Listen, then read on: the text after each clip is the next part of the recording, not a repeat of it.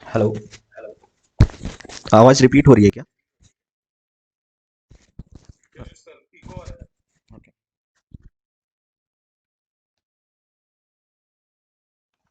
अब ठीक है क्या?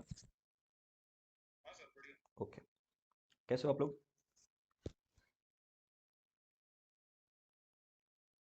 ओके। और कैसा गया आप लोगों का दिन? कैसी हुई आप लोगों की आज की पढ़ाई? ठीक है। मतलब पढ़ के आए हैं आप लोग आज?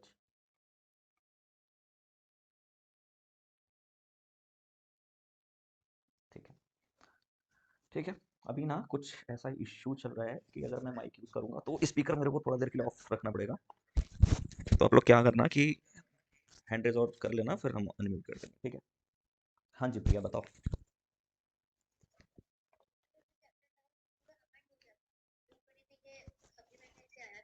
हाँ, कोई बात नहीं, जो अमेंड हो चुका है हम बता देंगे आपको। आपका अमेंडमेंट हम 1 सेकंड। आपके अमेंडमेंट्स यही है ना?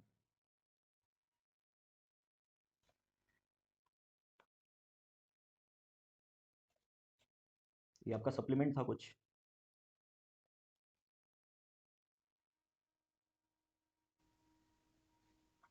इसी की बात कर रहे हो ना आप? टेंशन मत लो, करा देंगे, कोई बात नहीं।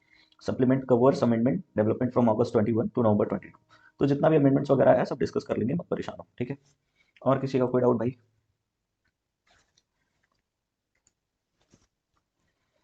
चलो स्टार्ट करते हैं। मुझे 1 मिनट और टाइम दो, मैं माउस ले आऊँ क्योंकि लैपटॉप का टच पैड यूज़ करना बहुत मुसीबत का काम है। 1 मिनट और लगेगा, then we are good to start. Just wait.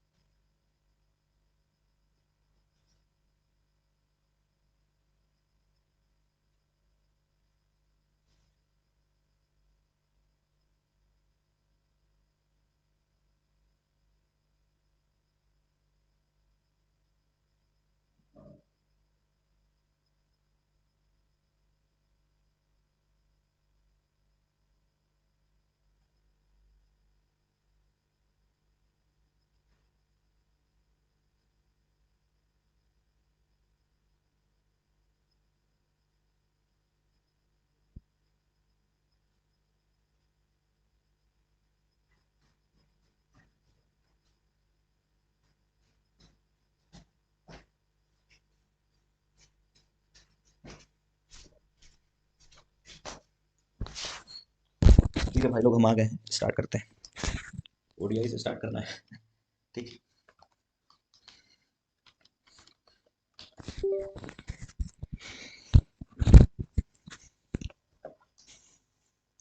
सबसे पहला क्वेश्चन ये है कि पढ़ के आए हो आप लोग?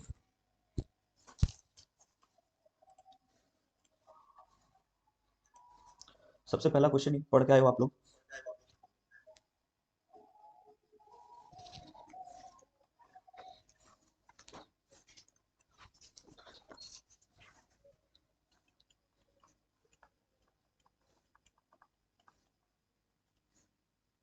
अरे थम्स अप तो भेज दो भाई लोग। ठीक है। Juhi was typing all the things, Juhi typed all the stuff and then I said कि भाई थम्स अप भेज दो। जूही ने कहा ठीक है सर, आपने काम हमारा थोड़ा सा आसान कर दिया। कुछ लोग कह रहे हैं मैं नहीं था, मैं चैट देख लेता हूँ। आवाज धीरे आ रही है कि ठीक है? चलो, बहुत सारी समस्याओं के बाद आज नेट भी सही है, आज आवाज भी ठीक जा रही है। चलो देखो, मेरा क्या टारगेट है, पहले हम लोग एफडीआई करने का मैंने सोच के आया था, ठीक है? उसके बाद हम ओडीआई कर लेंगे। बट ये आपके ऊपर है। आप लोग बता दो, एफडीआई वाले बताओ कितने हो, कि पहले सीक्वेंस से ही कर लेते हैं, एफडीआई कर ले फिर ओडीआई कर ले। अगर आप लोग चाहते हो हम लोग ओडीआई पहले करें तो वो भी बता दो, फिर हम लोग कर लेते हैं जैसा भी।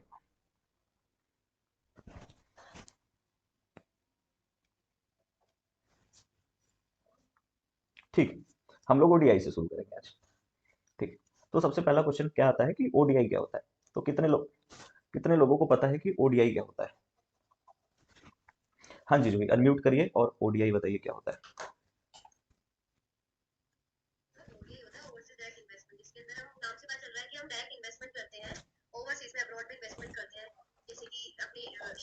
इन्वेस्टमेंट कर लिया, क्वालिफिकेशन शेयर्स में कर लिया, अकाउंट ओपन कर लिया, फॉरेन करेंसी अकाउंट, ये सब तरीके से हम वहाँ पे इन्वेस्ट करते हैं। ठीक है, ठीक है, वेरी गुड। और कोई कुछ बताना चाहेगा? कुछ रेगुलेशंस वगैरह भी होती हैं शायद, आपको उसका भी रेफरेंस थोड़ा सा देना चाहिए मेरे हिसाब से।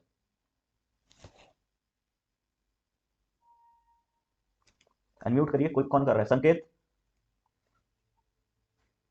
शिप्रा, शिप्रा आप बताओ। और ओडीआई से आप क्या समझते हो? One day innings, cricket match आता है ना वन डे, क्या ये वो है? अच्छा, अनम्यूट है, सॉरी सॉरी, सॉरी मैं म्यूट था और मैं काफी देर से बोल रहा था। तो वन डे क्या होता है? ओडीआई मतलब क्या होता है? वन डे मैच और ओवरसीज। अच्छा ठीक है, मेरा एक सिंपल सा क्वेश्चन है, ये किसके ऊपर एप्लीकेबल, ये किसके लिए बनाया गया है? कौन इन्वेस्टमेंट करता है? अब हाँ जी, जो भी बताए। पीआरआई के लिए बनाया गया है। पीआरआई का फुल फॉर्म क्या होता है बच्चे? अच्छा, पीआरआई होता है प्रेसिडेंट रेसिडेंट इन इंडिया,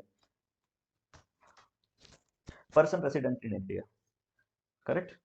ठीक है, तो एक ये हमारा इंपॉर्टेंट इंसान है जो इसमें काफी कुछ करता है। कोई इसमें बता सकता है कितने रेगुलेशंस हैं? चलो ठीक, समझते हैं कि आप लोग थोड़ा सा, आप लोगों को आइडिया है। ठीक है, हम यहाँ पे आपका सप्लीमेंट निकाल लेते हैं, थोड़ा सा सप्लीमेंट डिस्कस कर लेते हैं, फिर क्वेश्चन एंड आंसर देखते हैं, अगर उसमें कोई समस्या आती है तो फिर हम डिस्कस करेंगे।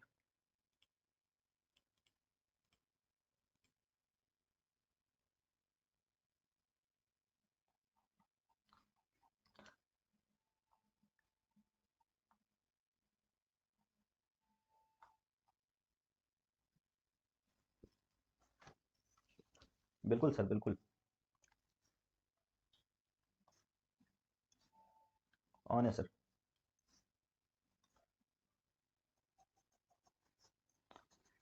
हाँ जी सर, बिल्कुल।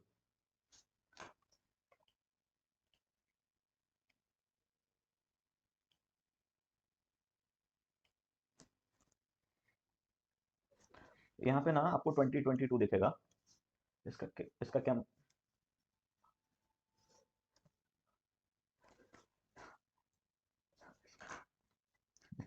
सर म्यूट कर लो सर। हेलो,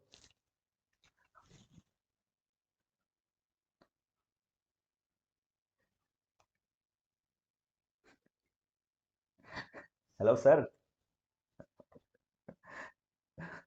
कोई सर को मैसेज कर दो यार।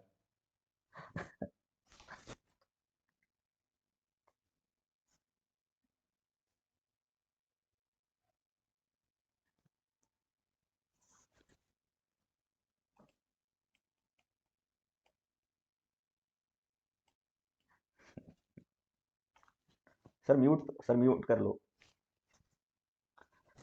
कह रहा हूँ सर म्यूट कर लो आप। सर म्यूट कर लो, सर म्यूट कर लो।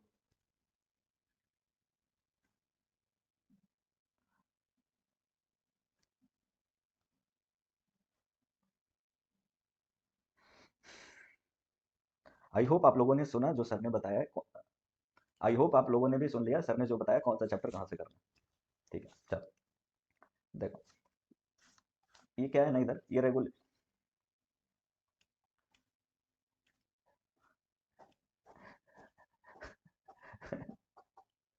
ठीक है सर।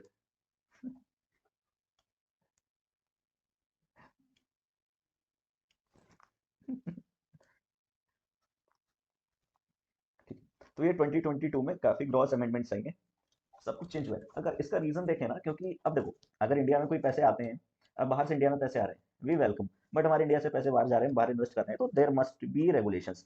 तो जो फेमा के रेगुलेशंस है ना, दे आर स्ट्रिक्टर, दे वो स्ट्रिक्ट है, उसमें काफी कुछ अमेंड होता रहता है। इतने सारे अमेंडमेंट्स आने की रीजन क्या है? देखो, जिस भी चीज को गवर्नमेंट प्रमोट करती है ना, उसमें बहुत सारे अमेंडमेंट्स आते रहते हैं, बहुत फ्रिक्वेंटली आते रहते हैं। अगर यहाँ पे आप लोग एलएलबी कर रहे हो, तो अगर आप देखोगे क्रिमिनल लॉज पे, प्रोसीजरल लॉज पे बहुत कम अमेंडमेंट देखने को मिलते हैं। हम आईपीसी फॉलो करते थे, कितना पुराना फॉलो करते थे, बिकॉज वो क्रिमिनल है, क्रिमिनल लॉज है, क्राइम को हमको रोकना है, we need that laws. But जो हमारे देश की इकॉनमी चल रही है, पैसे कहाँ से आ रहे हैं? इन सारी जगहों से।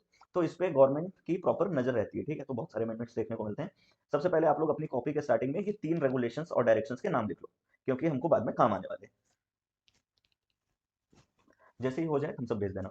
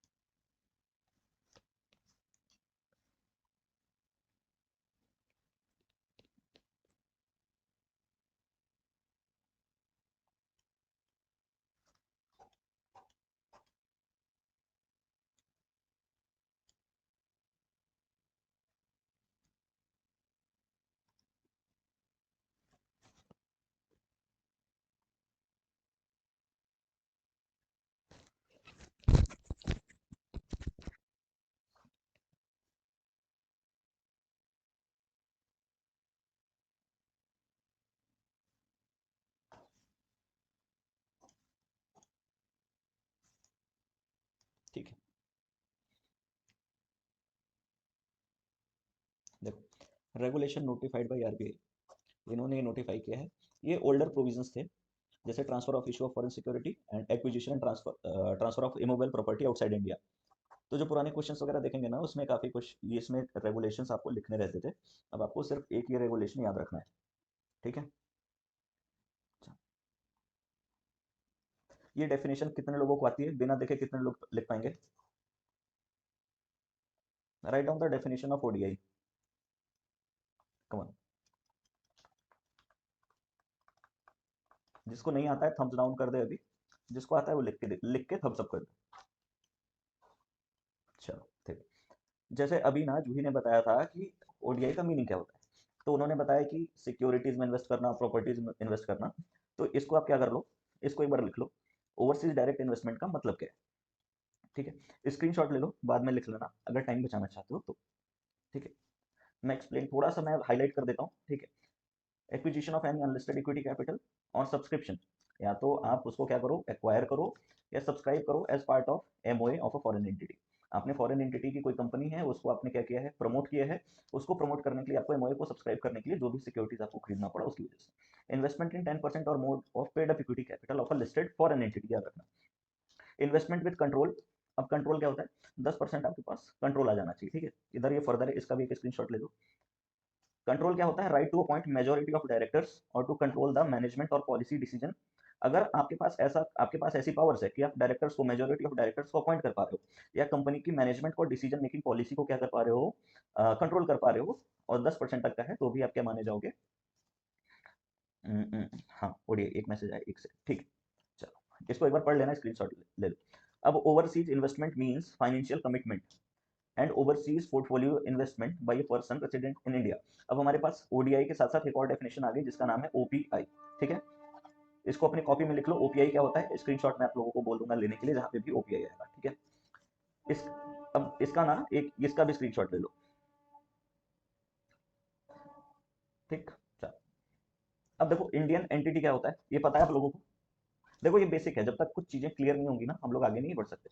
तो इंडियन एंटिटी क्या होती है, चलो दीक्षा को पता है।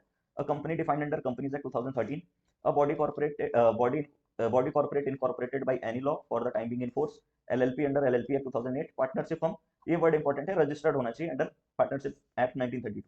और पार्टनरशिप फर्म किस सेक्शन के अंडर इनकॉर्पोरेट रजिस्टर होती है, कोई बता पाएगा, ऑफ पार्टनरशिप एक्ट? बताओ बताओ। संकेत, शिप्रा, खुशी, और कौन है, Priya, Juhi, Kanika, Rahul. It is section 59 I think, ठीक है। सेक्शन 59 के अंडर में पार्टनरशिप फॉर्म रजिस्टर्ड होती है अंडर इंडियन पार्टनरशिप एक्ट 1932। क्योंकि अभी आपका ना जब पार्ट सी ऑफ ईबीसीएल में आओगे, पार्टनरशिप एक्ट वहां पे पढ़ोगे, तो आपको ये सारा कुछ पढ़ने को मिलेगा। एक इसका आप लोग स्क्रीनशॉट ले लो, ले लिया?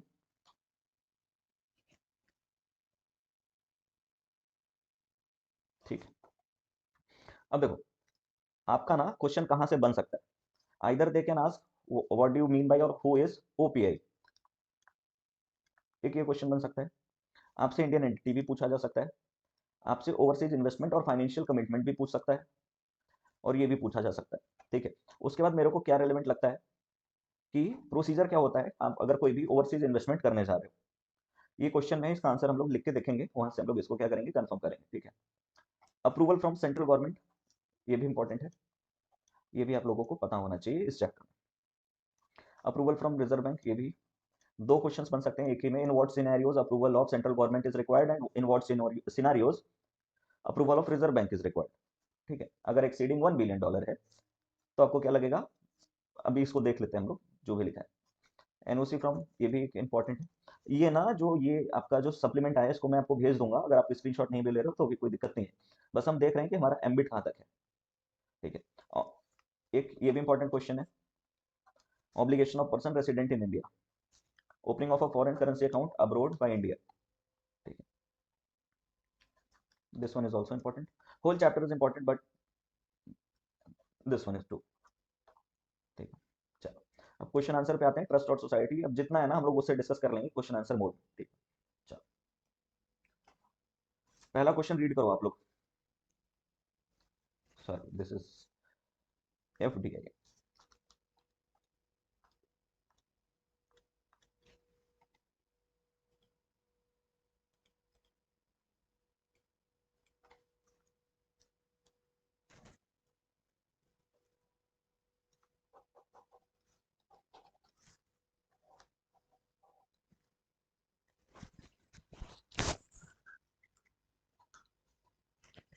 ठीक है, किसी को आता है?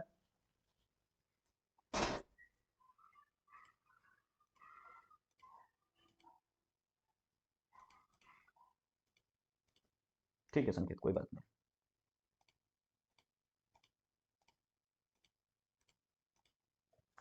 चलो दो क्वेश्चन से लिख लेते हैं, आप लोग भी मेरे साथ ही लिखोगे।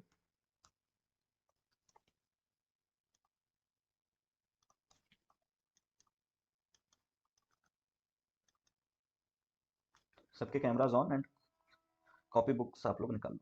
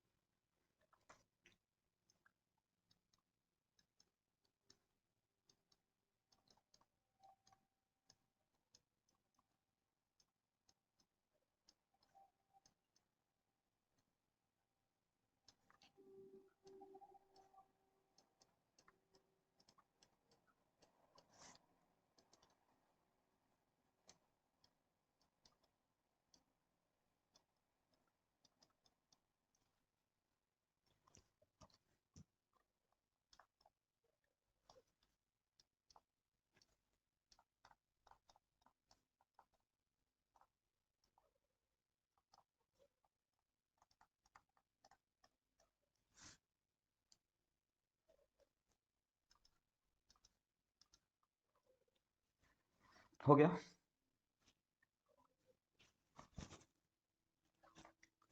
Send emojis guys. ठीक है। चलो, एक कंपनी इनकॉर्पोरेटेड। ठीक है, इसमें कुछ बहुत टेक्निकल है नहीं, तो आई होप कि इतना आप लोगों को समझा होगा। ठीक है, अब आते हैं क्वेश्चन नंबर 2 पे।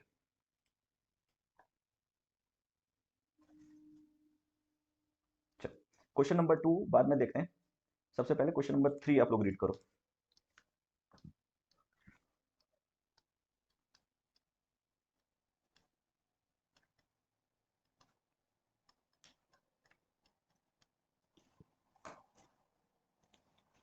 किसको आता है?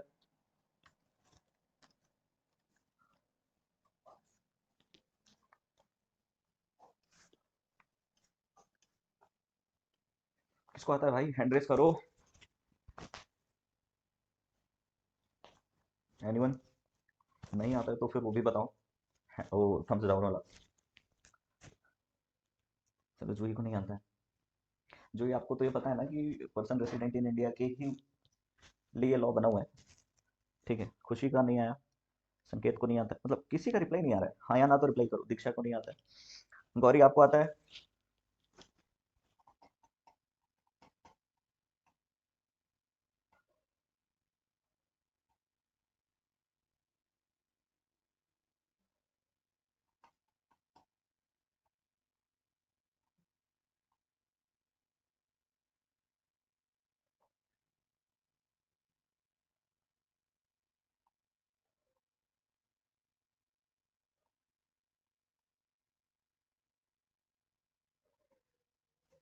चलो, एक सेकंड रुक जाओ, ऑब्लिगेशन दी। ठीक है, पर्सन रेसिडेंट इन इंडिया मैं लिखता हूँ। उसके बाद फिर आप लोगों से क्वेश्चंस पूछता हूँ। पढ़ के आओ भाई लोग। चलो, लिखो मेरे साथ, who is a person resident in India.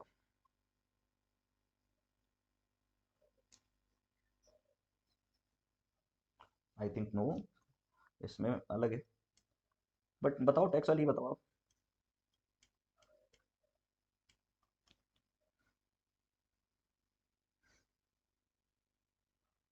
Hello,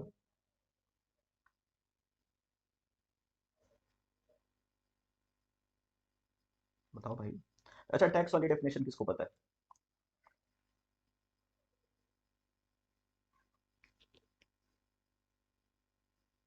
अच्छा, और उसमें बहुत,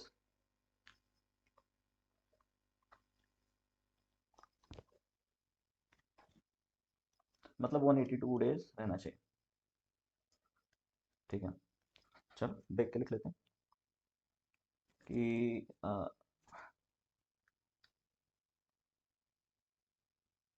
हाँ जी, अलग है। देखो, अगर पीआरआई की बात करें ना, तो 182 डेज का तो इसमें भी दिया हुआ है। ठीक है, बट उसमें कुछ और लिमिट्स आ जाती हैं, देखते हैं।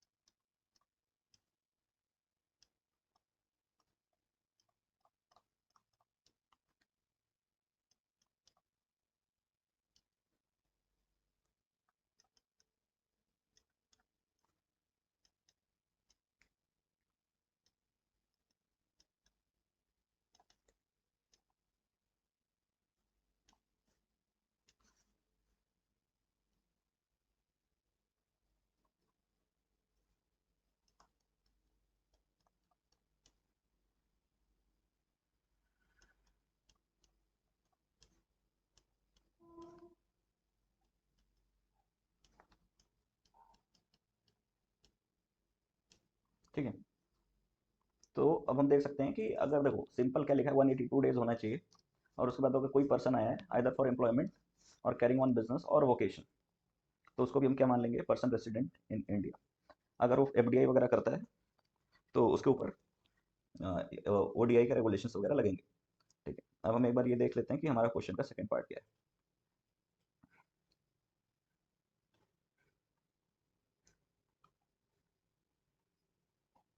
ठीक है, what are the obligation of person in India who has made ODI.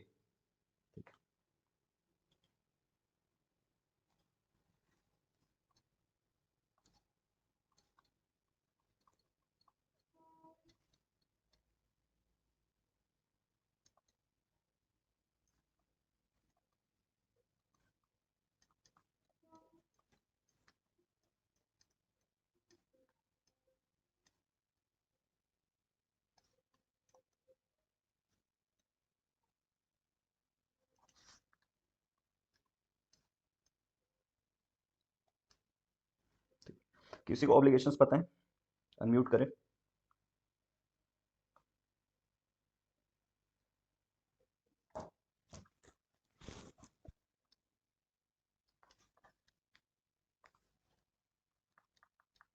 ठीक है।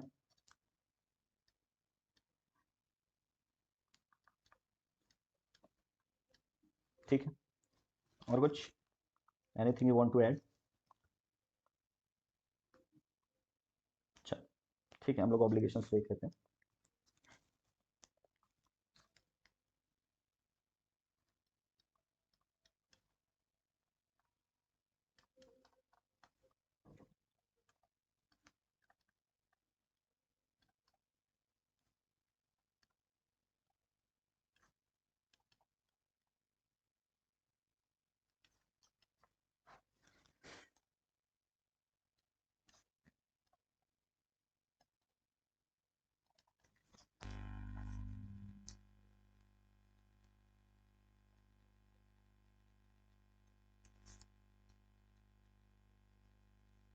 यहाँ क्या आना चाहिए,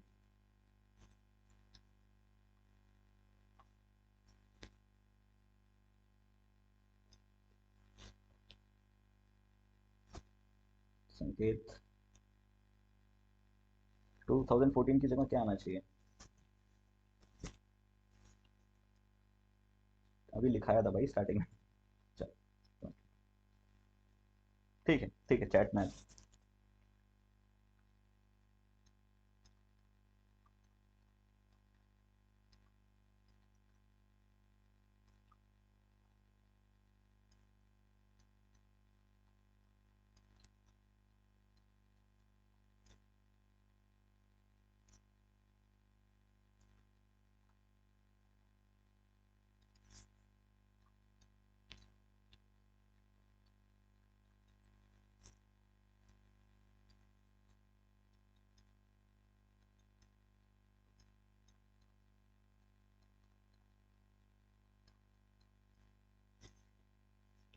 यूनिक आइडेंटिफिकेशन नंबर किसी को पता है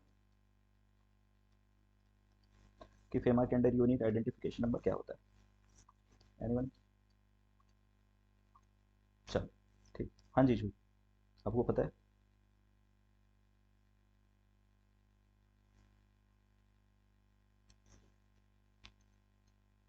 ठीक, चल, करेक्ट।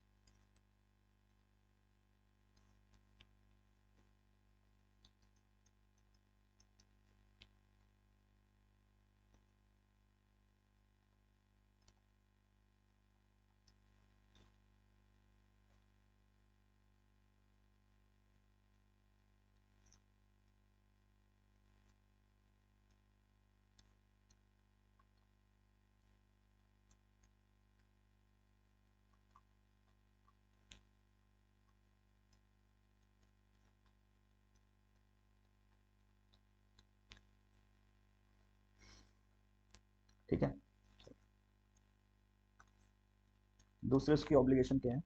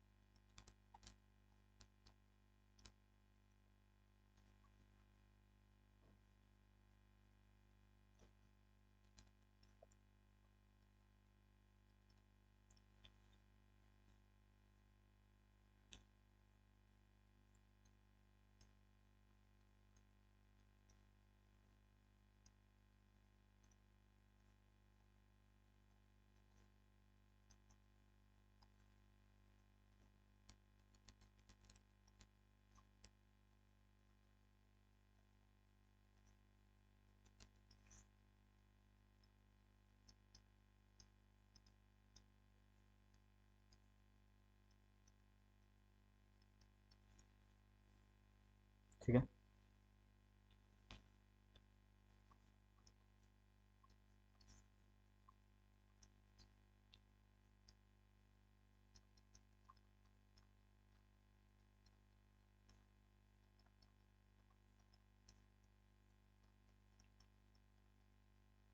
इसमें क्या आएगा, कोई बताएगा?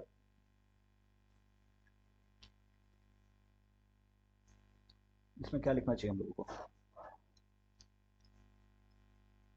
हैंड रेस, कॉमन सेंस है इसमें सिर्फ। मैं बताता हूँ। चाहता आप बताओ क्या लिखूँ इसके अंदर?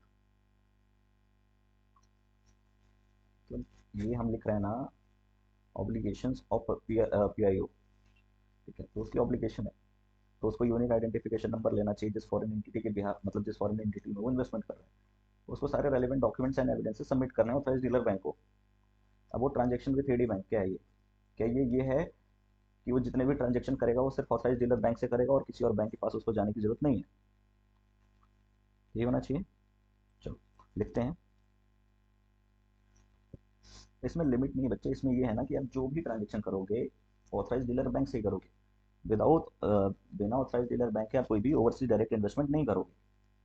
अब जैसे हमको पैसे जमा करने हैं तो हम किसी भी बैंक में जाके कर सकते हैं। बट आपको ओवरसीज डायरेक्ट इन्वेस्टमेंट करना है, तो जो आरबीआई जिन बैंक को ऑथराइज डीलर बैंक बताता है, हमको उन्हीं के साथ जाकर क्या करना है, ट्रांजेक्शन करना है। ठीक है।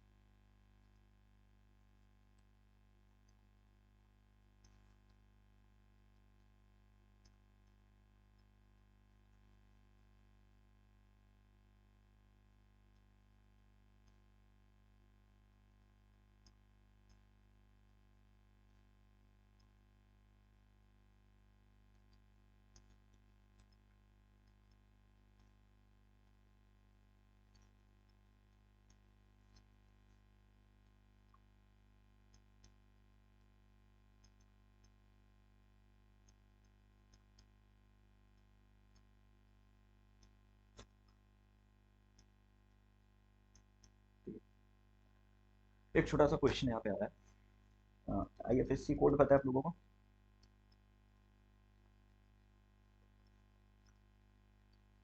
स्विफ्ट कोड पता है? हाँ संकेत बताओ, दोनों में क्या डिफरेंस?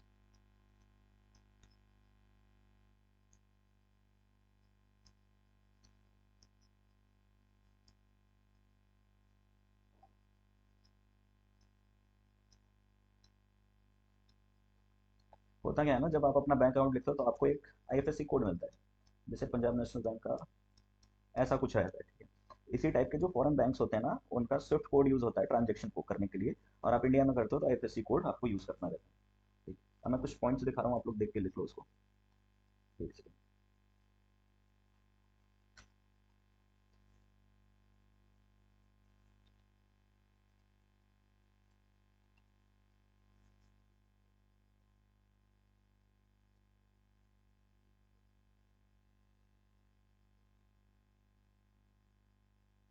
ये छोटे छोटे पॉइंट्स हैं, इनको आप लिख लो अभी उस आंसर को पूरा करने के लिए। आप अगर जिसको स्क्रीन नहीं दिख रही ना, आप अपनी स्क्रीन को जूम करो एक बार, फोन की स्क्रीन जूम हो जाती है।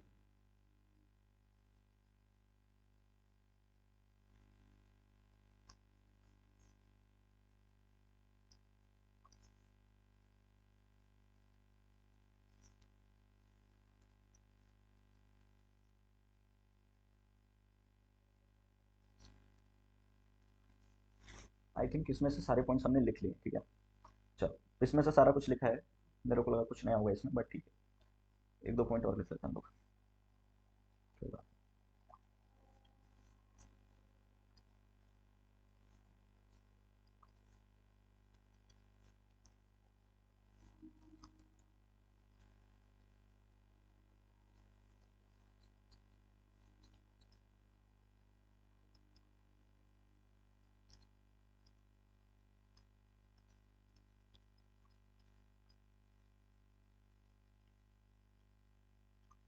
आप लोग पूरा लिखना, मैं शॉर्ट फॉर्म लिख रहा हूँ। ठीक है।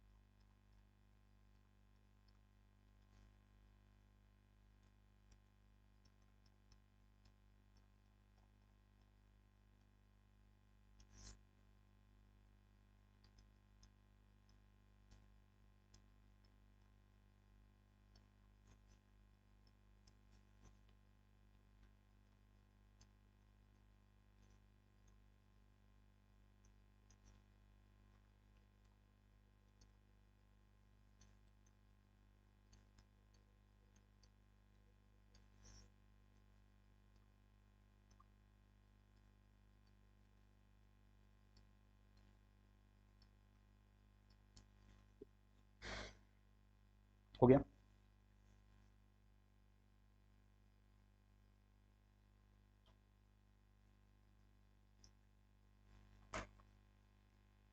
हो गया क्या?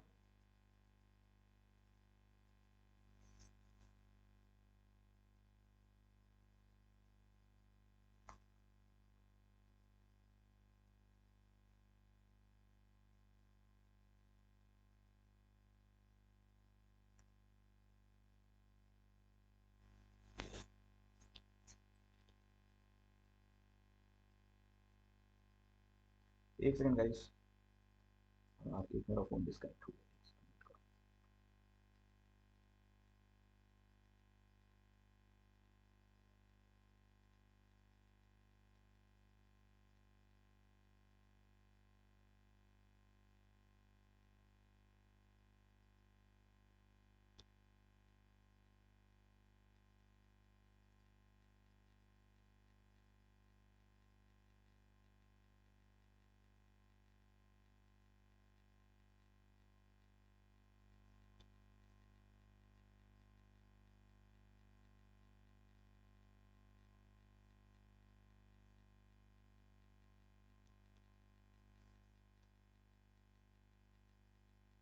Hello hello hello.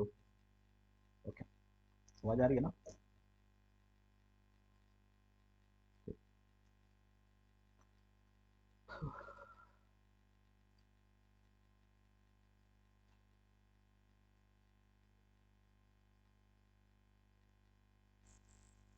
Read the fourth question.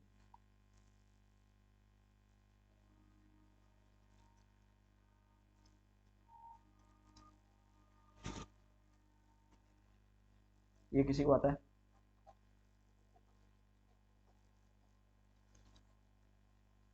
Limit क्या है फाइनेंशियल कमिटमेंट की? आप लोगों ने देखा है ओडीआई एक बार? हेलो हेलो हेलो, संकेत, संकेत ने नहीं देखा है। साक्षी आप बताओ, what is the limit for financial commitment?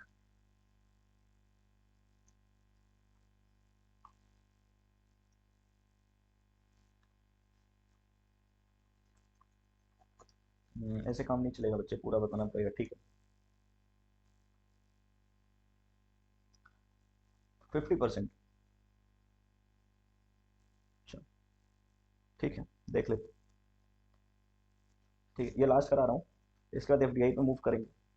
बाकी क्वेश्चंस आप लोग लिख के ले आओगे, और क्वेश्चंस आप लोगों को लिखने के लिए मिलेगा। अभी ये ना, जैसा मॉड्यूल 1 में रिस्पॉन्स रहता है आप लोगों का, जितना अच्छा आप लोग लिखते हो, आंसर करते हो, उतना मॉड्यूल 2 में क्या, देखो कोई दिक्कत परेशानी आ रही है तो आप डिस्कस कर लो, बातचीत कर लो, बट सॉल्व कर लो प्रॉब्लम को।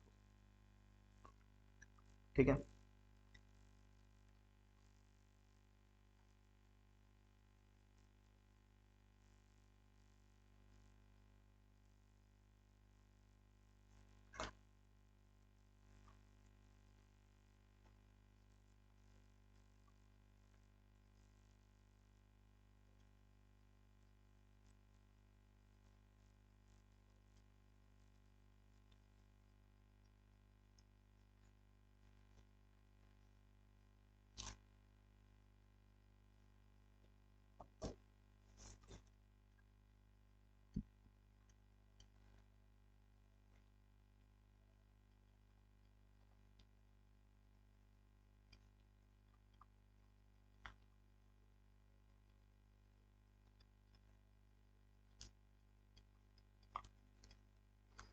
इंडियन एंटिटी क्या होती है, कौन बताएगा?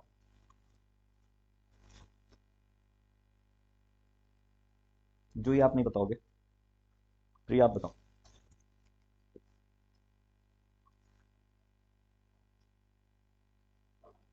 ठीक है, हाँ, टेक योर टाइम, आराम से। और होता है, सिर्फ नहीं होता है। दीक्षा आप बताओ।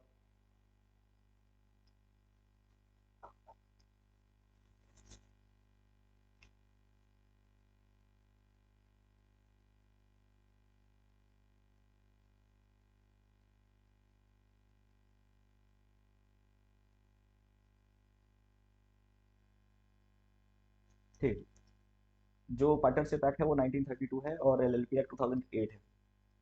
ठीक है, 1932 एंड 2008 एलएलपी एक्ट। ठीक, किसी और का हैंड रेस था क्या? हाँ संकेत please.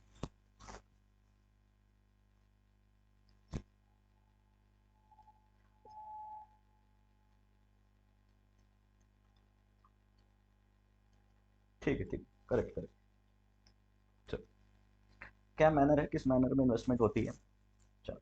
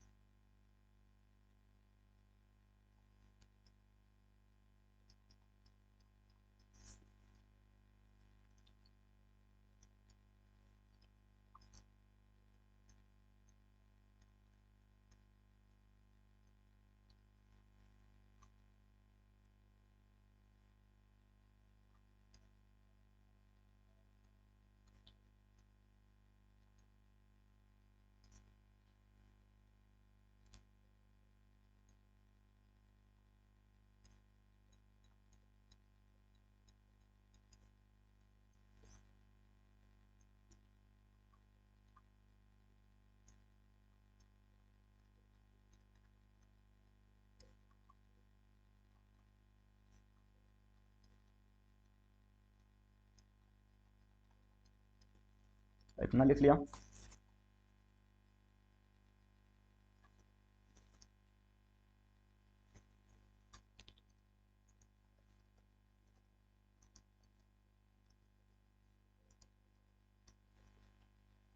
Wait for a minute guys.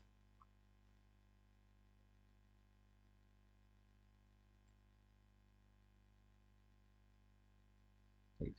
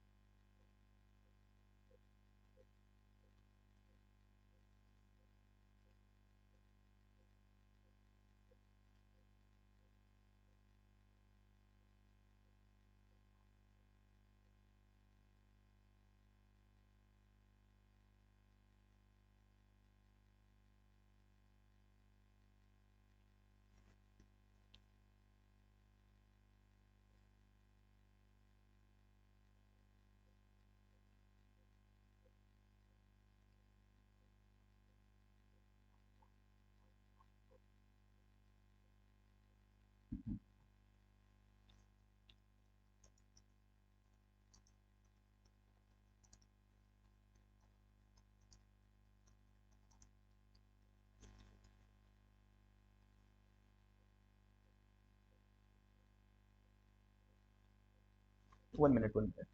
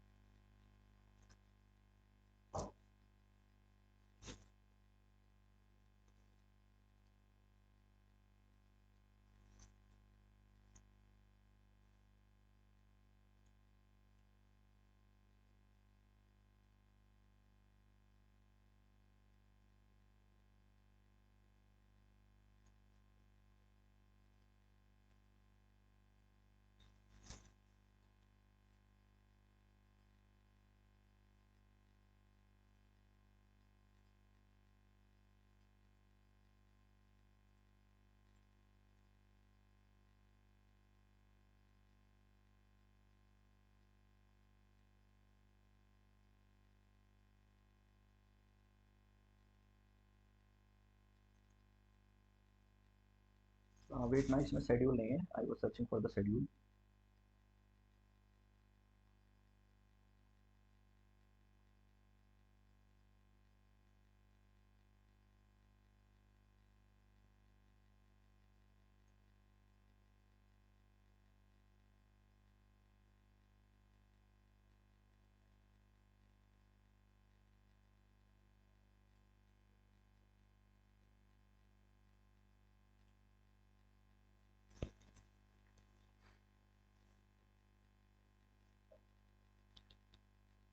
So here is the schedule, दिख रहा है आप लोगों को? लिख लेते हैं यार, ये बहुत बड़ा है और दिख भी नहीं रहा है। I thought it would be better. जिनका लैपटॉप है उनको सही दिख रहा होगा, कोई बात नहीं, वापस से आ जाते हैं।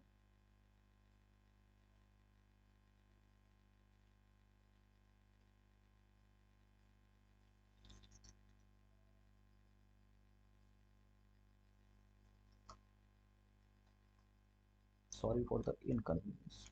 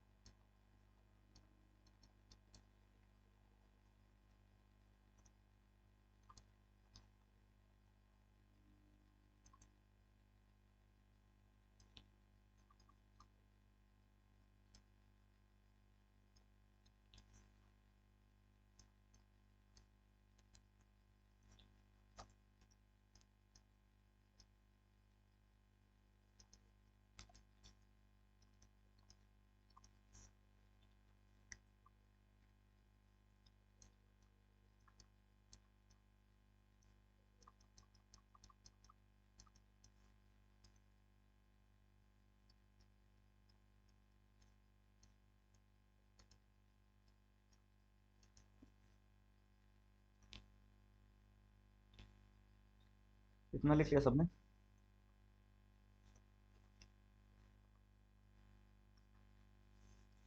एक बार हो जाए तो बता देना।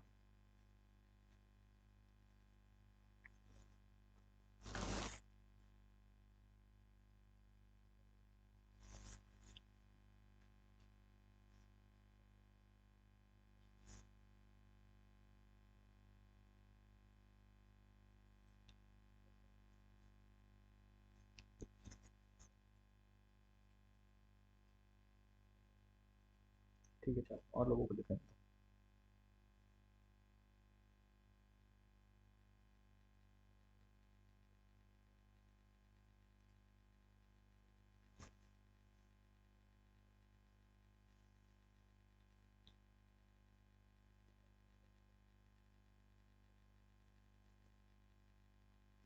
प्रिया आपका बचा है, और किसका बचा है? खुशी आपका हो गया? गीतिका, गौरी, आप लोगों का हुआ? ठीक। प्रिया आपका बचा है?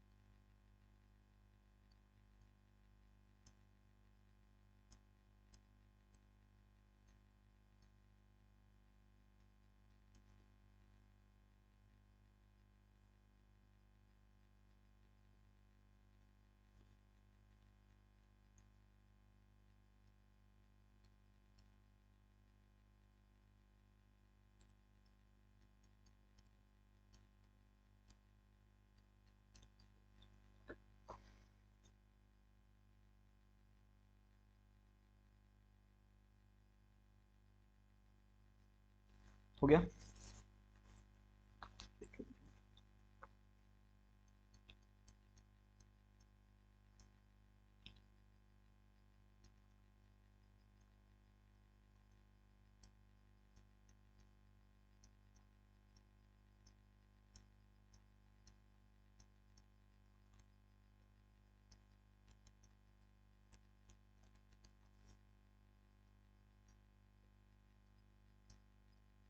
हाँ हाँ जी, हाँ जी।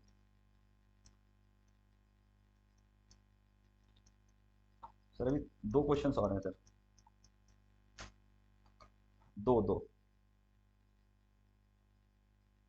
हाँ जी। बिल्कुल सर, बिल्कुल सर। बस सर ये लास्ट क्वेश्चन था जो लिखवाया था, एफडीआई के क्वेश्चंस ये लोग करेंगे।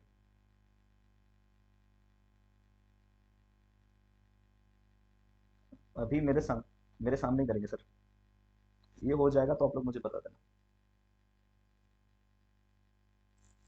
कुछ मेरे क्वेश्चंस हैं अभी, आप लोग बताओ। लिख लो, थोड़ा अटेंटिव हो जाओ, फिर मैं पूछूंगा।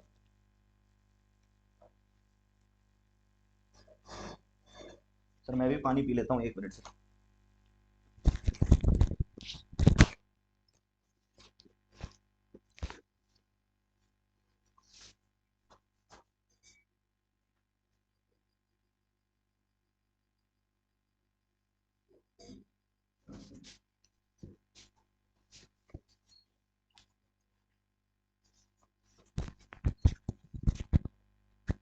Hello sir.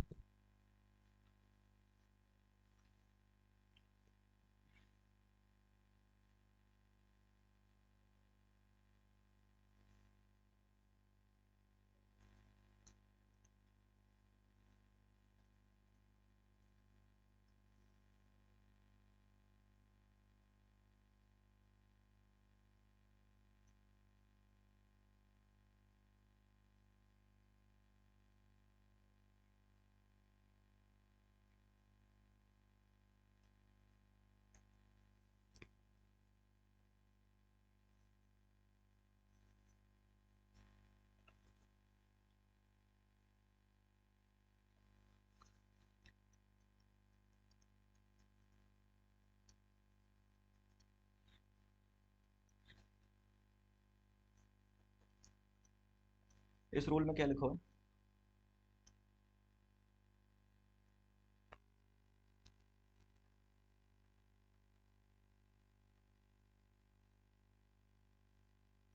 इसमें क्या डिफाइंड है? हैंड रेस करो।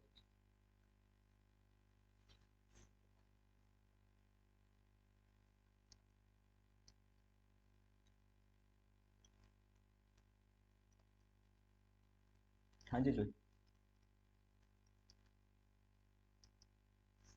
एंटिटी बच्चे।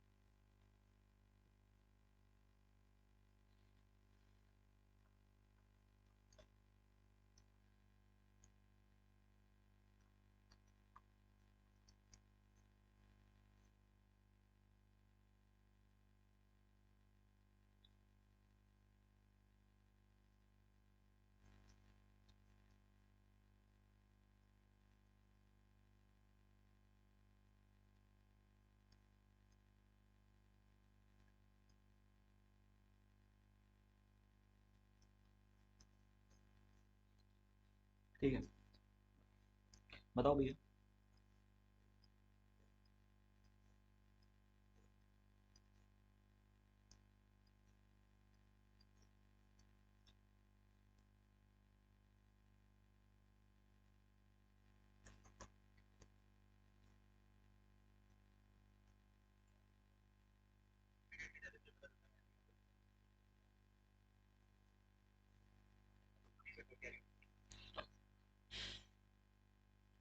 चलो भाई बच्चों बताओ। हेलो। आवाज़ रिपीट हो रही है क्या? ठीक है। अब आप लोग ये बताओ कि रेगुलेशन 9 में क्या लिखा है, मैंने आज लिखवाया है अभी थोड़ी देर पहले। FEMA overseas investment 2022, regulation 9, regulation 11। पुराने आंसर्स मत देखो बच्चे, आप लोगों ने लिखा याद होना चाहिए। हाँ जूही अनम्यूट करो। रेगुलेशन नंबर 9 में तो लिखा है ऑब्लिगेशन पीआरआई की, और रेगुलेशन नंबर 11 में लिखा है manner of making overseas direct investment, ठीक किस है। मैनर में ओवरसीज डायरेक्ट इन्वेस्टमेंट। ठीक। ठीक। याद रहना चाहिए, एग्जाम में जब भी आंसर लिखोगे रेगुलेशन लिखना है। और मैं लोगों को बता देता हूँ, मैं नाम ले लेता हूँ: चाहत, संकेत, दीक्षा, प्रिया, साक्षी, राहुल, तृष्णा, गौरी, भारती, कनिका, खुशी। आप लोगों से आंसर्स मुझे चाहिए प्लीज़। कल से आप लोग आंसर करना, सिर्फ जूही ने आज आंसर्स किए हैं, दीक्षा ने किए हैं, और संकेत ने भी पार्टिसिपेट किया है, but Sanket, the expectations we are having from you, you are not up to that mark today. ठीक है। We, no no, like listen, there is no sorry no thank you in this, we just want you to perform everyone. Okay. मेरी screen नहीं दिख रही है क्या? Sir एक minute, मेरे को क्वेश्चंस हैं दो तीन बस प्लीज। ओके। महारत्ना कितने लोगों को पता है? महारत्ना, हाँ, संकेत बताओ।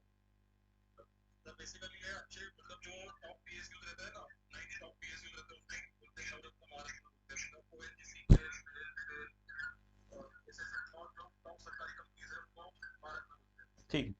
ठीक। Absolutely correct, perfectly fine.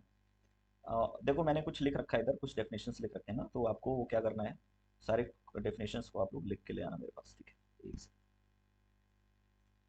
चलो, दो क्वेश्चन सर ने बोला है, मैं आप लोगों को दिखा देता हूँ जो दो क्वेश्चन आप लोगों को भी अटेम्प्ट करना है।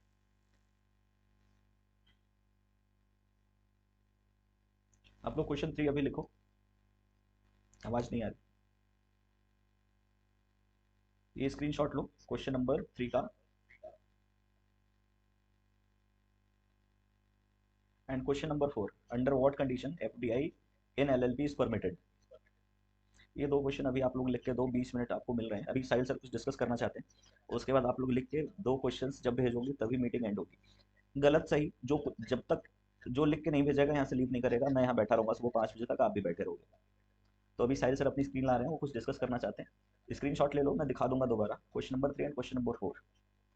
अभी एफ डी आई रिवाइज नहीं है बच्चे, आपको करके आना चाहिए था, कोई बात नहीं, बट प्लीज़ आप ट्राई तो कर सकते हो ना।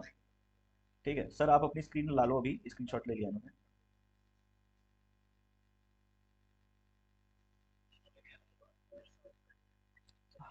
हाँ जी, 3 एंड 4।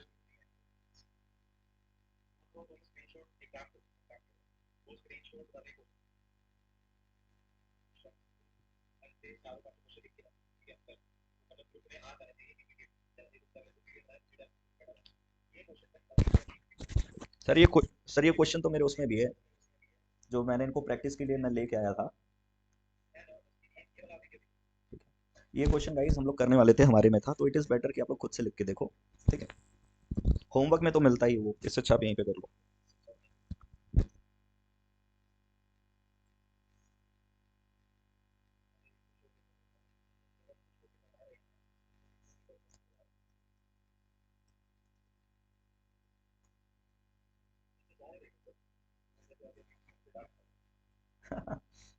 सर पता है ना, मेरे को लग रहा है रिजल्ट के पहले तक तो every one was up to mark, but उसके बाद इनको sir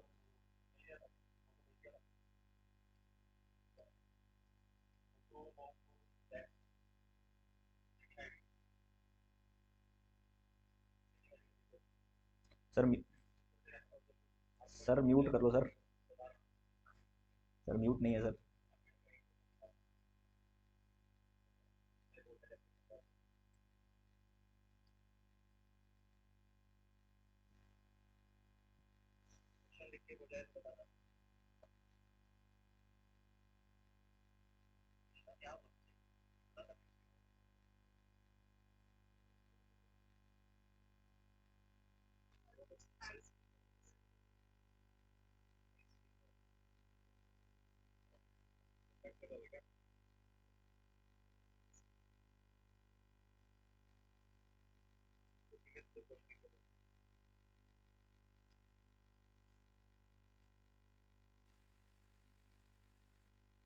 hello sir.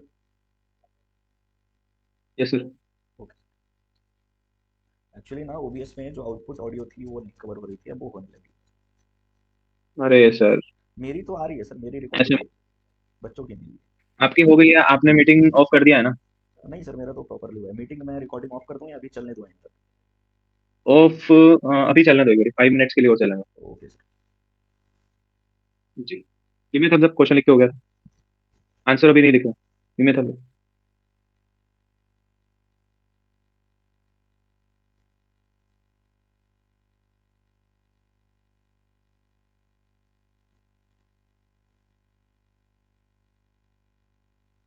Khushpreet ji, question लिख के नहीं हुआ आपका?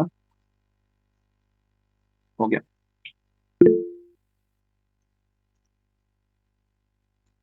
किसका रह गया क्वेश्चन? किसका रह गया क्वेश्चन? ठीक है, सबका हो गया ना क्वेश्चन? देखो अभी टाइम हुआ है 11:54। ठीक है, यू हैव 6 मिनट्स। 4 मार्क्स का क्वेश्चन है, 1 मिनट, वन वन मार्क्स को देते होते हैं वैसे। ठीक है, मैं आपको एक्स्ट्रा दे रहा हूँ, 6 मिनट्स दे रहा हूँ। You have to write the correct answer in 6 minutes. ठीक है, 6 मिनट्स इनफ है, छोटा सा आंसर होगा, इसका ज्यादा बड़ा आंसर नहीं है। सर 4 यू मार्क्स हैव का है टू सर राइट ये? दैट। Start start. 4 मार्क्स का है, 6 मिनट्स मिल रहे हैं आप लिखने को। स्टार्ट।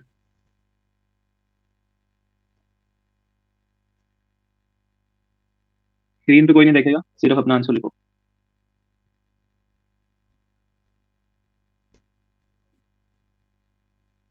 मुझसे सोचो कि एग्जाम में लिख रहे हो, और अब मैं म्यूट कर रहा हूँ कुछ।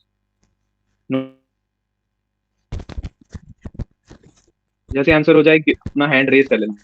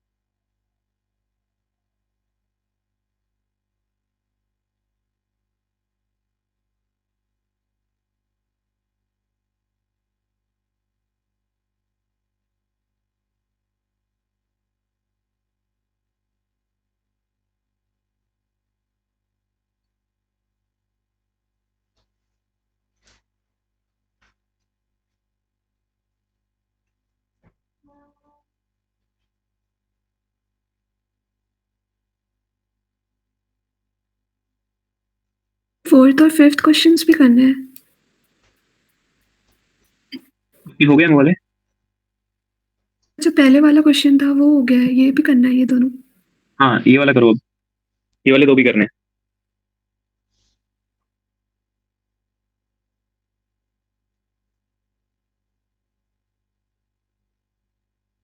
जिसके पहला क्वेश्चन हो जाए ये वाला भी करना।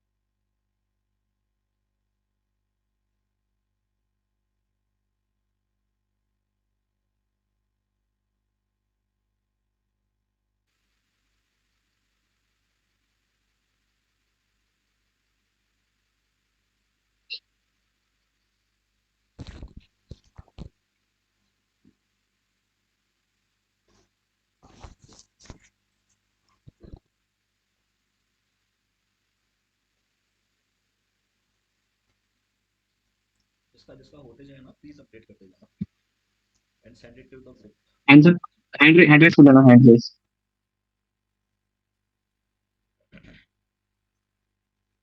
आराम से लिखो, आराम से। कृष्णा काफी परेशान लग रहा है, क्या हुआ? आइस पे स्टेन आ रहा है। Yes sir. स्क्रीन से क्वेश्चन उतार लिया ना? Yes sir. स्क्रीन मत देखो फिर ज्यादा, स्टेन आ रहा है तो मत देखो ना, ठीक है?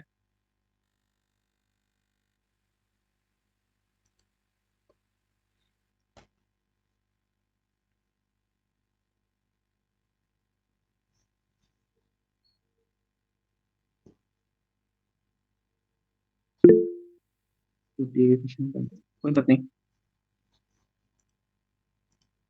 कोई बात नहीं।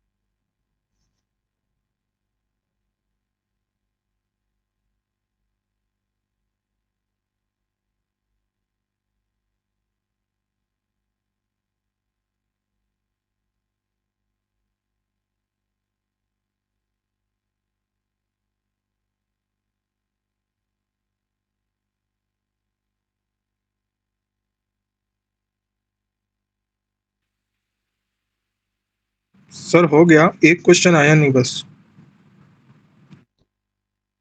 ठीक है, दैट्स कोई दैट्स नहीं, फाइन। बाकियों को करें। आप ना जितना हुआ है भेजोगे ग्रुप में। ग्रुप में भेजो ग्रुप में। सर सर एक डाउट है हम्म। सर, पार्ट ए में कितने अमेंडमेंट्स है? आज मालूम पड़ा ओडीआई में अमेंडमेंट है, तो और ऐसे कितने चैप्टर थे? क्योंकि मैंने पार्ट ए लास्ट टाइम मेरा रह गया था, मतलब मुझे 30 मिले थे, ईबीसीएल में सबसे कम था, तो क्या अमेंडमेंट्स आए कुछ आप शेयर कर सकते हो? बस ये पूछना था, थैंक यू। ओडीआई में सबसे ज्यादा अमेंडमेंट थे, ठीक है? ओडीआई में ऑलमोस्ट चैप्टर जो है डिफरेंट हो गया था, ठीक है? एफटीआई में ज्यादा अमेंडमेंट्स नहीं थे, बट एफटीआई का ये जो मैंने पेपर खोला हुआ है ना, ये पेपर देखोगे आप तो दिसंबर 23 का ही है, देखो ये लिखा है ना यहाँ, ठीक है? तो इसमें क्या था कि एफडीआई से 8 मार्क्स का आया था, जनरली 4 मार्क्स का ही आता है। बट आपको क्या करना था ना इसमें, देखो ये जो मैं आपको एफडीआई के 2 क्वेश्चन दिखा रहा हूँ ना, ये ऑप्शन में है, देखो ये ऑप्शन है ना यहाँ पे दिख रहा है, आप ये ऑप्शन में पूछे हुए हैं एफडीआई के। ऑलमोस्ट आपको हमेशा क्वेश्चन जो है ऑप्शन में ही मिलेंगे। मैंने पहले भी बोला, अगर आपको एफडीआई नहीं जम रहा है ना, है, और नहीं बिल्कुल ही समझ नहीं आ रहा है सर एनी हाउ, तो इंपॉर्टेंट इंपॉर्टेंट करके जाओ उसके एफडीआई के, क्योंकि वो हमेशा ऑप्शन में ही है दिखेगा आपको यहाँ, ठीक है? इसका मतलब सिर्फ यही है कि अगर नहीं आ रहा है तो, आ रहा है तो करके जाना है, और अगर नहीं भी आ रहा है तो इंपॉर्टेंट तो पक्का करके जाना है, ठीक है? मैं कभी नहीं कहता हूँ कि कुछ छोड़ के जाओ, नेवर एवर, क्योंकि भाई वो सॉल्यूशन नहीं है छोड़ के जाना। छोड़ के जाओगे 5 मार्क्स का आ गया, कुछ नहीं पढ़ के आए हो तो कुछ भी नहीं लिख के आओगे, कुछ थोड़ा बहुत पढ़ के जाओगे तो कुछ तो लिख के आओगे, 5 में से 2-3 नंबर तो मिलेंगे, 2 नंबर तो मिलेंगे एटलीस्ट, राइट? तो ये क्वेश्चन जिनको नहीं जम रहा था, किसने माइक ऑन किया अभी?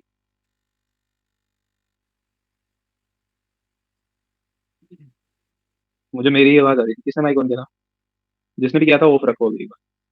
देखो ये वाला जो क्वेश्चन पहले था, अ, उसका आंसर देखो ये है, इतना सा आंसर है इसका।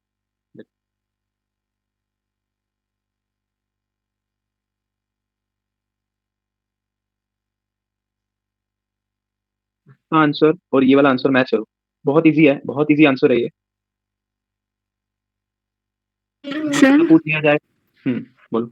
इसमें ट्रस्ट और सोसाइटी दोनों मर्ज करके बताया है, हमने अलग अलग बताया है तो दोनों Yes, चलेगा, sir, मैंने भी अलग दोनों अलग में, दोनों में सुनो सुनो सुनो सुनो, दोनों में आंसर सेम ही है, एक पॉइंट का डिफरेंस है बस, एक में ट्रस्ट डीड होती है, एक में नहीं होती, इतना सा एक पॉइंट का बस वही डिफरेंस, बाकी सब सही, बाकी सब सेम है। एक में सोसाइटी रजिस्ट्रेशन एक्ट है, एक में ट्रस्ट एक्ट, इंडियन ट्रस्ट। ठीक है, उसके उसमें रजिस्टर होना चाहिए 3 साल का, उसको एग्जिस्टेंस होना चाहिए, और मेमोरेंडम या फिर जो उनका ट्रस्ट डीड होता है उसमें उसको पूरा अप्रूवल मिला होना चाहिए ओडीआई करने के लिए। यही तो पॉइंट दे रखे हैं, एक सेकंड में चेक भी कर लेता हूँ, यही दे रखे हैं। फॉरेन एंगेजमेंट 3 ईयर, देखो मैं दिखा भी देता हूँ, जो मैंने पॉइंट्स बोले हैं ना वही है इसमें। देखो देखो, ये 3 ईयर का एग्जिस्टेंस है, ये ट्रस्ट डीड ये लिखा हुआ, मेमोरेंडम ये लिखा हुआ, यही बोला था ना मैंने। और हाँ, ये वाला पॉइंट मैंने बोला नहीं था, मुझे ध्यान था, मैं यही बोलने वाला था कि कोई भी एडवर्स नोटिस नहीं आया होना चाहिए किसी भी बड़ी अथॉरिटी से, गवर्नमेंट अथॉरिटी से, मिनिस्ट्री से, करेक्ट। और अप्रूवल उसको मिल गया हो डायरेक्टर्स या फिर उनके ट्रस्टीज से, ठीक है। यहाँ पे एक पॉइंट लिखा नहीं हुआ है कि रजिस्टर होनी चाहिए, engage in the same sector. एक पॉइंट यहाँ मिसिंग है कि रजिस्टर्ड, ये देखो ऊपर लिखा हुआ है registered trust and registered society, देखा। आप यहाँ पे एक पॉइंट ये लिख सकते हो कि ये as per Indian trust act है और ये as per society registration act, ठीक है। बाकी सब सही है, बढ़िया क्वेश्चन है, काफी बार पूछा भी गया है, इतना अच्छे से देख लो। जी संकेत बोलो। सर क्या पार्ट ए में क्वेश्चंस रिपीट होते हैं, मतलब ट्रेंड रिपीट होता है ऐसे, मतलब कि ये अभी ये क्वेश्चन आप दिखा रहे हो वैसे कुछ ऐसे कुछ क्वेश्चंस रिपीट होते हैं कि नहीं होते यूजुअली? होते हैं, देखो अभी मैं बताऊं आपको तो फेमा में काफी रिपीट होते हैं। सेकंड हम बात करें तो ओडीआई में रिपीट होते हैं, जैसे अभी देख रहे हो ये वाला क्वेश्चन रिपीट होता है। एफसीआरए में बहुत रिपीट होते हैं, बाकी किसी में जनरली देखा नहीं गया कि रिपीट हो रहा है, बट हाँ ये है कि एससीजेड का जितना कंटेंट आप पढ़ते हो ना उसी में से ही आता है, एससीजेड से बाहर से नहीं आता है, ठीक है। और हाँ बस इतना ही है, ऐसा ज्यादा हार्ड वाली बात नहीं है यार, समझो। अगर पढ़ के जा रहे हो तो पक्का मार्क्स आएंगे, ऐसा नहीं है कि मार्क्स नहीं है। Correct Exactly. लिखोगे तभी मार्क्स मिलेंगे। अब तुम्हें से वो पूछ ही कुछ और रहा है और तुम कुछ और बता रहे हो उसको, तो क्यों मार्क्स देगा वो? बराबर सर, बराबर सर। टू बी ऑनेस्ट मेरा बात नहीं होती हुआ है, पार्ट ए पढ़ के। सॉरी सॉरी, बोलिए बोलिए।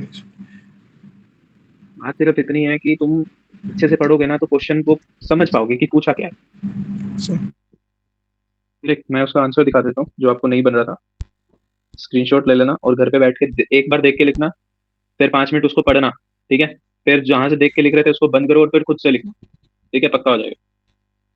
देखो मैं अभी कह रहा था ना एफसीआरए में रिपीट होता नहीं, FCZ, sorry sorry sorry sorry sorry. देखो ये रहा ना एफसीआरए, वाला रिपीट होता है, ये कितनी बार रिपीट होता है? क्या हुआ, बोलो बोलो।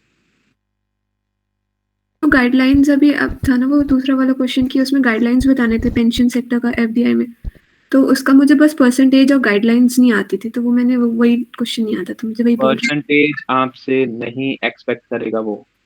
Okay sir. अगर इंस्टीट्यूट परसेंटेज एक्सपेक्ट करने लग गया ना एफडीआई में तो बवाल हो जाएगा, क्योंकि भाई परसेंटेज तुम कर ही नहीं सकते हो, इतने ज्यादा परसेंटेज अभी चेंज भी हुए हैं, नोबडी कैन डू दैट। अगर तुम इतना एफडीआई में फोकस करोगे ना, वो क्यों नहीं पूछता एफडीआई, उनको भी पता है कि तुम नहीं पढ़ के आ रहे, और उनको पता है कि तुम पूरा पढ़ भी नहीं सकते, इतना बड़ा है एफडीआई।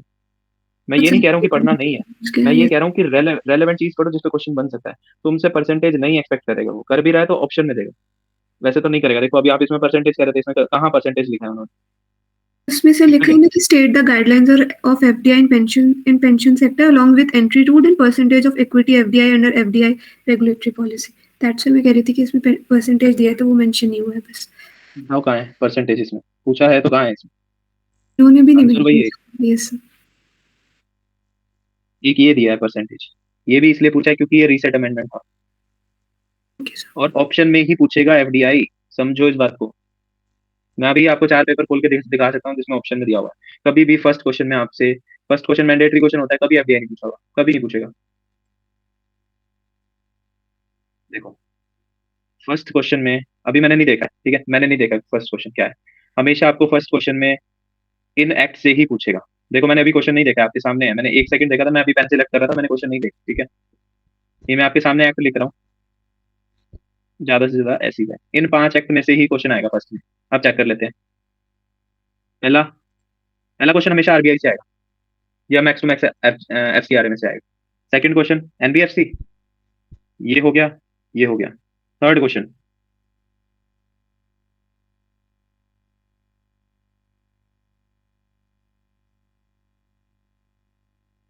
एफटीपी, भाई साहब ये पता क्यों दिया इन्होंने?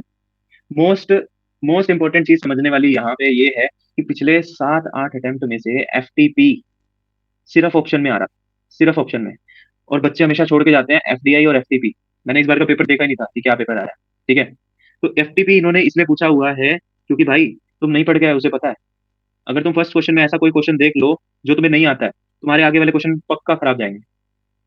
और how to attempt the exam वाला जो मैं मीटिंग लेता हूँ ना, how to attempt the exam, मैं पहली चीज संकेत, मैं पहली चीज क्या बोलता हूँ कि पहला क्वेश्चन कभी भी, नहीं करना है, नहीं है, देखो मैंने अभी, ठीक से पेपर देखना है। मैंने क्या बोला था अभी, मैंने मेरा आंसर नहीं बताया ना। संकेत ने पहले मीटिंग लगाया हुआ है, पहला क्वेश्चन भाई कभी नहीं देखना।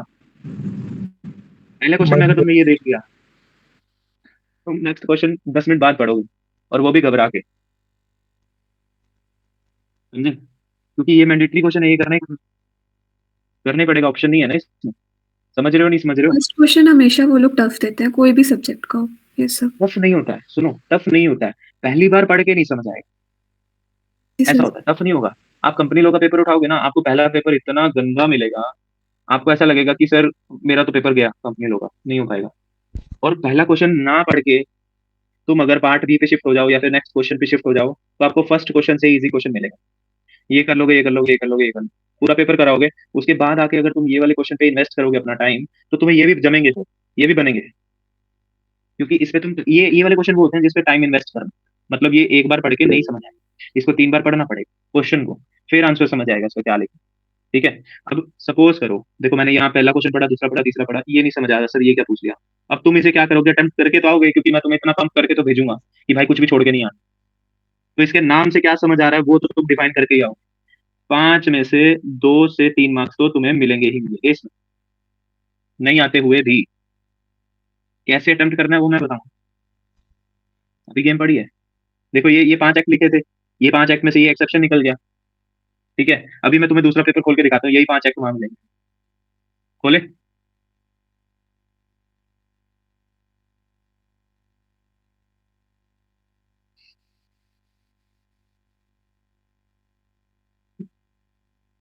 दिसंबर 22 का क्वेश्चन खोल लेते हैं रैंडम।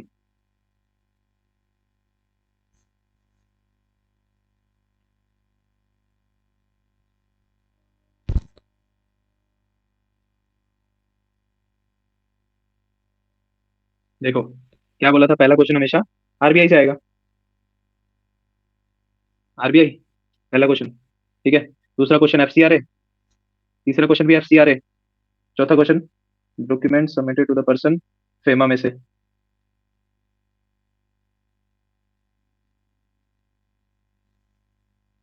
समझे?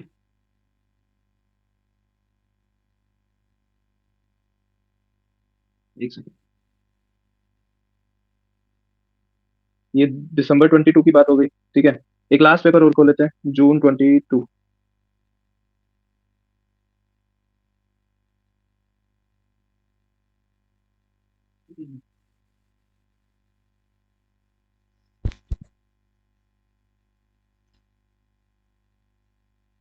पहला क्वेश्चन, पहला क्वेश्चन आरबीआई। आरबीआई, पहला question RBI, second question FCRA, यार third question FEMA current account transactions, third question NBFC. चलो देखो, अगर स्टार्टिंग के आरबीआई के साथ और चैप्टर्स कर लिया ना, तो इम्पैक्ट बहुत अच्छा जाएगा, क्योंकि आपने फर्स्ट क्वेश्चन को ही बहुत वंडरफुली आंसर किया है। तो जो चेकर होगा वो बस फर्स्ट क्वेश्चन आपका चेक करके बहुत कंफर्ट जोन में आ जाएगा आपको मार्क्स देने के लिए। तो वो कभी हिचकिचाएगा नहीं कि उसको उतने मार्क्स देने में कोई प्रॉब्लम हो रही है कि नहीं। वो बहुत कंजूस होते हैं मार्क्स देने में। बट अगर पहला ही आंसर बहुत वंडरफुल है, अगर आंसर नंबर 1 के ऑल 6 क्वेश्चंस है ना, तो बहुत वंडरफुल जाएगा, ठीक है। तो प्रिपेयर करो अपने आप को उस हिसाब से। क्वेश्चन रिपीटिशन की बात है अगर, तो पार्ट सी पूरा रिपीट होता है, पार्ट बी भी रिपीट होता है, पार्ट ए भी रिपीट होता है ईबीसीएल में, but subject to some terms and conditions जो साहिल सर ने अभी आपको बताई, तो उसको ध्यान रखना है। सुनो सुनो सुनो, देखो पार्ट ए की बात करूँ ना, पहली बात तो ईबीसीएल के लिए ही बात करूँ तो दिमाग में रख लो, जब तक 100% सिलेबस नहीं कवर कर रहे हो पास नहीं हो सकते। पास इन द सेंस, मैं पास को मानता हूँ 60+, इंस्टीट्यूट ने बोला होगा 40+, मैं पास, मेरी पास की डेफिनेशन ये है, ठीक है। 40 के नीचे जा रहे हो मेरे पास दोबारा फोन मत करना, ठीक है, क्योंकि हम तैयारी कर रहे हैं इसकी। और अगर बाकी बच्चों के इतने आ रहे हैं और तुम्हारे इतने नहीं आ रहे हैं, मतलब तुम तैयारी नहीं कर रहे थे, क्योंकि मैं तो सही गाइडेंस दे रहा था, बाकियों ने तैयारी की है। Correct, correct to note. Correct sir. Part A की पार्ट ए की बात करें, मोस्ट इंपोर्टेंट है, लिख लो बेशक, मोस्ट इंपोर्टेंट।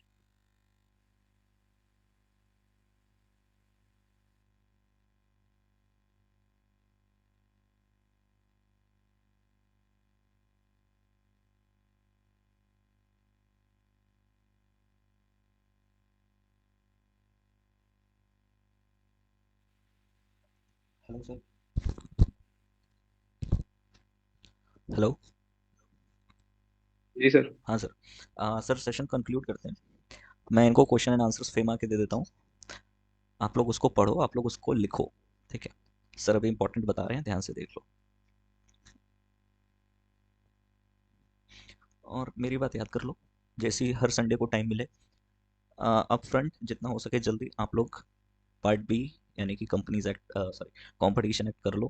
कंपटीशन एक्ट करने के बाद हर संडे 1 घंटे मॉर्निंग में उसको रिवाइज करो। लिमिटेड रिसोर्स है, लिमिटेड चैप्टर है, बट एम्बिट बहुत बड़ा है। नए केस लॉज कवर कर सकते हैं, recent changes, recent developments cover कर सकते हैं, वो कुछ भी कवर करके पूछ सकते हैं। Be prepared. अगर आपको लगता है कि एक चैप्टर में एक बार कर लूँगा, उसको एक बार पढ़ के एग्जाम दे दूंगा, you are going to lose 25 marks. तो it is better to keep revising ना, कि हमको 25 मार्क्स हमारे श्योर शॉर्ट हो जाए। कोई नींद में भी उठा के पूछ ले, भैया सेक्शन 4 बताओ, कंपटीशन एक्ट सेक्शन 6 बताओ, तो हम नींद में भी उठ के उसको बता पाए कि सेक्शन 4 ये है, सेक्शन 6 ये है, ठीक है। Abuse of dominant position and regulation of combination. Sorry, sir. हाँ, दैट्स करेक्ट, यही जी चाहिए। जी। सारा कुछ पता होना सुनो चाहिए, हर वीक सुनो रिवाइज सुनो करो, हर वीक कुछ ना कुछ उसमें ऐड ऑन करो। पार्ट ए पार्ट सुनो बी सुनो हो गया, सुनो 50 गाइस। नंबर इजीली पहुंच जाओगे। पार्ट सी कर लिया, 70 अरे जा विकास सकते हो जी, इजीली। बात हमारी भी सुन लीजिए। गुरु जी, एक मिनट बोलने दीजिए, आपने पूरा सेशन लिया है। देखो, सबसे पहले ये बात समझो कि ईबीसीएल है ना, राइटिंग प्रैक्टिस मैं ही लेने वाला था, विकास सर ने मेरे से झगड़ा करके लिया है वो, ठीक है। तो मतलब इसका ये है कि तुम्हारे पास 2 टीचर हैं ईबीसीएल के, और एचबीसी के भी हैं, ठीक है। मतलब हर सब्जेक्ट के ही लगा लो कि तुम्हारे पास 2 टीचर हैं। इसका मतलब ये नहीं है कि विकास सर अगर ईबीसीएल पढ़ा रहे हैं तो साहिल सर से डाउट नहीं ले सकते हैं, या कंपनी लोग अगर साहिल सर पढ़ा रहे हैं तो विकास सर से डाउट नहीं ले सकते हैं। एक ही बात है, ठीक है। जिससे तुम्हें कॉन्फिडेंस आ रहा है उससे डाउट लो, ठीक है। और नेक्स्ट चीज ये है कि जो चीज मैं बता रहा हूँ उसको 3 बार एक्स्ट्रा पढ़ना है, एक्सेप्ट पूरा सिलेबस कवर करना। सब्जेक्ट टू द कंडीशन है ये बात, ठीक है, कि पूरा सिलेबस कंप्लीट एनी हाउ होना चाहिए। वो बात इसलिए है कि 100% सिलेबस नहीं करोगे, एग्जाम में बैठे होगे, एग्जाम पेपर आने से पहले तक यही लगता रहेगा कि वो टॉपिक काश मैं कर लेती तो मेरा 100% कवर होता। ये जो वर्ड है ना, ये ये बहुत रिग्रेट देता है बाद में कि काश कर लेते, ठीक है। ये जो काश वर्ड आ रहा है ना, ये नहीं आना चाहिए। वो ये तभी नहीं आएगा कि स्टार्टिंग से ही आप 100% सिलेबस कवर करके उसको मल्टीपल टाइम्स रिवाइज कर रहे हो। समझ रहे हो ना। ईबीसीएल में मेरे 59 मार्क्स थे, आपके 70 प्लस होने चाहिए। 59 होने का रीजन ये है कि मुझे चलते एग्जाम में वॉमिट आ गई थी, मेरी तबीयत बहुत खराब थी तब, ठीक है। मेरा पेपर रह गया था जिसकी वजह से, समझो। 70 plus, you can achieve, you will achieve, okay. इसका मतलब सिर्फ ये है कि सिर्फ ये वाले चैप्टर नहीं कर रहे हैं, इसके अलावा जो एफटीपी, एफडीआई, ईसीबी वाले चैप्टर हैं वो भी करने हैं, बट ये वाले 2 बार एक्स्ट्रा करने हैं। ये वाले आपको टिप्स पे होने चाहिए, टिप्स पे। कोई एक टॉपिक अगर आपके, देखो सिंपल सी बात है, इसको रिवाइज कैसे करना। कभी भी पूरे दिन में जितना भी पढ़ा है उसको रिवाइज कैसे करना है। जब आप अपने बेड पे लेट रहे हो सोने के लिए, उस टाइम आपके दिमाग में नोटबुक खुली होनी चाहिए कि मैंने क्या क्या टॉपिक पढ़े थे, सीरीज खुली होनी चाहिए उसमें। आपको सभी टॉपिक्स तो पता ही होंगे, आपने पूरे दिन में क्या क्या टॉपिक पढ़े हैं। दिमाग, आंखें बंद है, लेटे पड़े हो लेकिन सोए नहीं हो, तब वो टॉपिक सारे के सारे बैक एंड पे रिवाइज हो गए। कब नींद आ जाएगी नहीं पता, ठीक है, बट वो टॉपिक सोते सोते रिवाइज होने चाहिए। मैं ऐसे ही करता था, तभी एग्जाम्शन आएंगे। पागल होना पड़ेगा भाई। वो पागल के ही थोड़े से सिम्टम्स हैं जो मैं बता रहा हूँ ना, कि पागल कैसे होना है, ठीक है। ठीक है ना, कि पढ़ सोने से पहले भी रिवाइज करना है, उठते उठते वॉशरूम बैठे हो, सब कुछ चल रहा है भाई बैक एंड पे दिमाग में। पढ़ाई एक टाइम भी छूटनी नहीं चाहिए। Every single time is important, every single second, ठीक है ना। ये क्रूशल टाइम अब है ना, काउंटडाउन शुरू हो गया 90 डेज का आज से। 90 डेज पड़े हैं एग्जाम्स को, और भाई फोड़ना है बिल्कुल, क्योंकि मेहनत कर रहे हैं ना, तो उसका फल तो इसी बार ही चाहिए भाई। दिसंबर नहीं जा सकते हम, किसी हालत में नहीं जा सकते दिसंबर, ठीक है ना। समझ रहे हो। ऐसी स्ट्रेटजीज डेली दूंगा, डेली। फॉलो करने वाले बनो, हार्डवर्क करने वाले बनो। फॉलो करोगे, give me thumbs up. How is the जोश Hi, sir. गाइस। एकदम सोडा फोड़ी करनी है कि नहीं करनी है भाई। यहाँ तुम आम बच्चे नहीं बैठे हो अब। आम जब ज्वाइन नहीं किया था तब तक आम थे तुम, ठीक है। अब हाफुस हो गए हो, समझ जाओ। आम आम नहीं रह गए हो तुम। जो नॉर्मल कहीं भी मिल जाता है। हाफुस नहीं मिलता है भाई जल्दी से जब तक सीजन नहीं आता है, और तुम्हारा सीजन आ चुका है, ठीक है ना? समझ जाओ, ऐसे लेम जोक्स मिलते रहेंगे तुम, बट मोटिवेटेड रहेंगे वो, ठीक है? चलो सेशन एंड कर रहे हैं, कल परसों तरसों 3 दिन, 3 days 1 2 3 हमारा बूट कैंप सेशन है। बूट कैंप समझते हो? जो बच्चे आपके साथ जुड़ेंगे, हम आपका नॉर्मली चलेगा जैसे चल रहा है, ठीक है? आपके साथ कुछ ऐसे बच्चे भी जुड़ेंगे जो अभी तक एनरोल नहीं हुए, ठीक है? मतलब ये लिंक्स डेली बेसिस पे 10 से 12 की जो राइटिंग प्रैक्टिस हो रही है, सॉरी, राइटिंग प्रैक्टिस जो हो रही है वो 3 दिन, नेक्स्ट 3 days कुछ बच्चों के लिए फ्री रखा जा रहा है। 3 days बूट कैंप कह रहे हैं उसको, नाम दिया है हमने, ठीक है? वो टॉपिक्स नेक्स्ट 3 days के क्या हैं? 1 मार्च, 2 मार्च, 3 मार्च। सर अभी क्या डिसाइड हुआ था, कौन कौन से टॉपिक्स हैं? एक सेकंड मैं चैट में देख लेता हूँ। हाँ सर, SLCM ICDR, कल के लिए आईसीडीआर है कल के लिए। वेरियस नेक्स्ट इनिशियल डे के लिए रजिस्ट्रेशंस, है चैप्टर नंबर 13 ऑफ एसबीसी, या फिर जो न्यू सिलेबस वाले हैं उनका जो चैप्टर है ये शायद 11 या 10 है, अपनी बुक में चेक कर लेना, रजिस्ट्रेशन वाला है ये आपका। न्यू सिलेबस में पार्ट ए में है ये, ठीक है? और ओल्ड सिलेबस में पार्ट बी में 13 चैप्टर है ये, ठीक है? समझे? और थर्ड डे सर होगा जीआईजीएल में, जिगल में रख लेते हैं सर, लिमिटेशन रख लेते हैं, लिमिटेशन प्लस हम रख लेते हैं एडमिनिस्ट्रेटिव लॉ कर लो सर। लिमिटेशन के साथ टॉर रख लेते हैं सर, ठीक, प्लस एक सेकंड मैं अपनी एडमिनिस्ट्रेटिव PDF शेयर कर दूंगा ग्रुप में, मीटिंग एंड होती। थॉट्स, ठीक है गाइस, ये रहेगा। जी प्रिया बताओ। सर एसएससीम का वो रिकॉर्डिंग चाहिए था। एसएलसीएम का रिकॉर्डिंग कल हुआ था क्या? नहीं, day before yesterday. Day before yesterday. 1 minute दो मुझे बस, 1 minute, give me sir single आपका मिनट। सेशन था जो आपने टेस्ट लिया था। 1 second sir, give me minute.